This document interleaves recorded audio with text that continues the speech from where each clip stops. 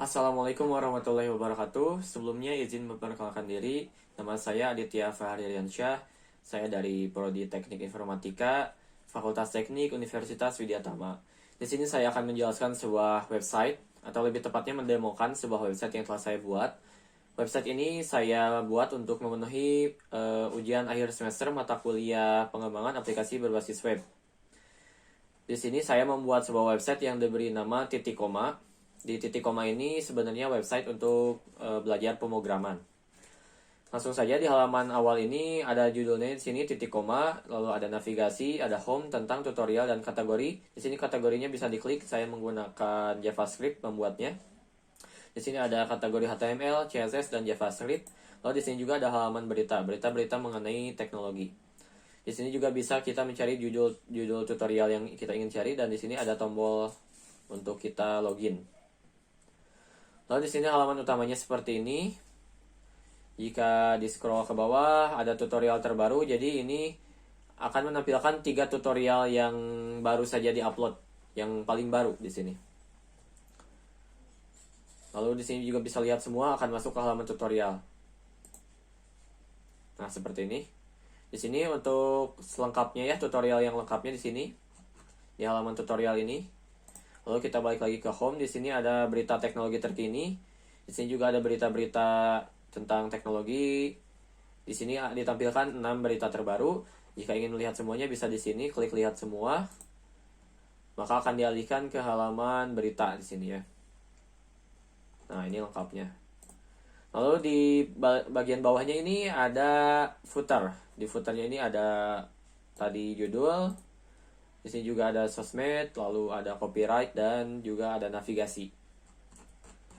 Kita masuk ke halaman tentang. Di halaman tentang ini seperti menjelaskan titik koma itu website apa sih. Lalu di sini juga dijelaskan bahwa saya yang mendirikan website ini, yang membuat website ini. Ya, seperti itu. Di sini ada tentang, lalu yang tadi halaman tutorial, untuk tutorial yang lebih lengkap di sini. Lalu ada halaman kategori, misalnya kategori HTML. Di sini akan menampilkan tutorial yang HTML semua.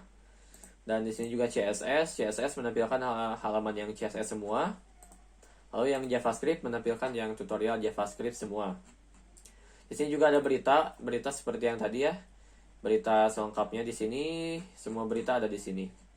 Lalu misalnya kita ingin mencari judul berita, misalnya nih kita cari yang Apple AirPods. Kita masukkan kata kunci Apple misalnya, maka akan muncul berita tentang Apple. Misalnya kita cari berita tentang Microsoft. Nah, sini muncul Microsoft. Jika kita mencari Google, tidak ada, maka tidak akan muncul. Lalu di tutorial juga kita bisa mencari, misalnya tutorial CSS misalnya, maka akan muncul judul yang CSS. Lalu juga kita misalnya JavaScript, lalu akan muncul JavaScript. Lalu jika kita PHP misalnya, tuh di sini tidak ada PHP, jadi tidak akan muncul. Kita juga bisa melakukan pencarian tutorial di mana saja, bisa di home, di tentang, dan tutorial tentunya ya. Misalnya di sini di home kita mau mencari HTML, maka akan langsung dialihkan ke halaman tutorial yang berisi HTML. Seperti itu untuk fitur pencariannya. Baik, langsung saja kita login, masuk. Di sini saya masukkan username. Di sini ada keterangan wajib diisi. Saya menggunakan JavaScript juga di sini. Jika tidak diisi maka tidak bisa juga. Username juga wajib diisi. Di sini username Aditya. Di sini juga bisa dilihat passwordnya seperti ini. Lalu kita langsung saja login. Oh iya, jika password salah maka akan muncul keterangan seperti ini. Misalnya passwordnya seperti ini ya, misalnya salah, maka login gagal, username atau password yang Anda masukkan salah. Akan ada peringatan seperti itu.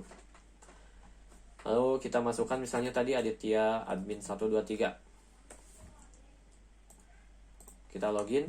Nah, di sini di halaman admin kita bisa melakukan create, read, update, dan delete data. Di sini sama seperti halaman yang sebelumnya, cuma di sini ada tombol untuk edit dan hapus. Misalnya kita di sini mau melakukan tambah data. Nah, di sini juga saya sudah membuatnya menggunakan Ajax. sehingga websitenya lebih dinamis dan tidak perlu mereload halaman, tidak perlu merefresh ulang halaman web tersebut. Jadi misalnya kita isi judulnya tutorial CSS 4 misalnya di sini ya. Lalu kategorinya CSS, kita masukkan gambarnya misalnya CSS. Di sini misalnya gambarnya ini. Lalu artikelnya misalnya CSS adalah sebuah bahasa untuk styling. Kita submit, di sini juga submit menggunakan Ajax. Jadi tidak refresh halaman. Di sini ada keterangan tambah data berhasil. Lalu klik OK, lalu akan muncul di sini di paling bawah. Nah, paling bawah. Akan muncul datanya di paling bawah. Terbaru. Misalnya kita mau melakukan edit data, misalnya nih tutorial HTML1 kita ganti menjadi tutorial HTML10 misalnya ya. Dan misalnya gambarnya mau kita ganti. Kita ganti, langsung mengklik update dan akan ada notifikasi edit data berhasil tanpa harus merefresh halaman. Nah, di sini langsung terganti tutorial HTML10 dan gambarnya langsung terganti. Misalnya kita akan melakukan hapus data ya.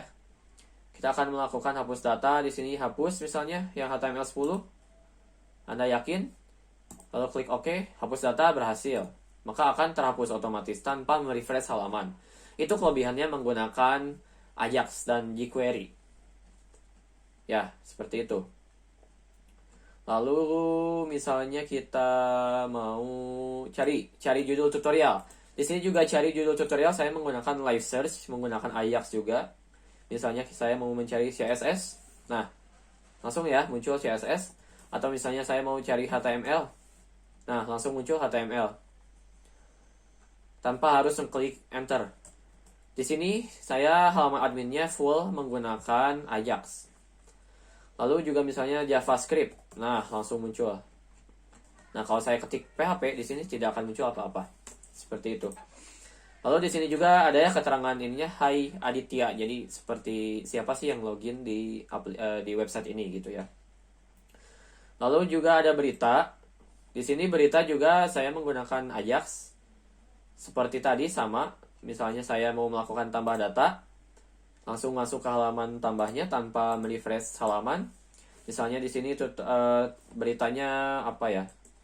NFT sedang trending misalnya. Nah, misalkan saya gambarnya ini misalnya. Di sininya tuh bagus misalnya. Saya isi seperti ini misalnya ya, berita teknologi.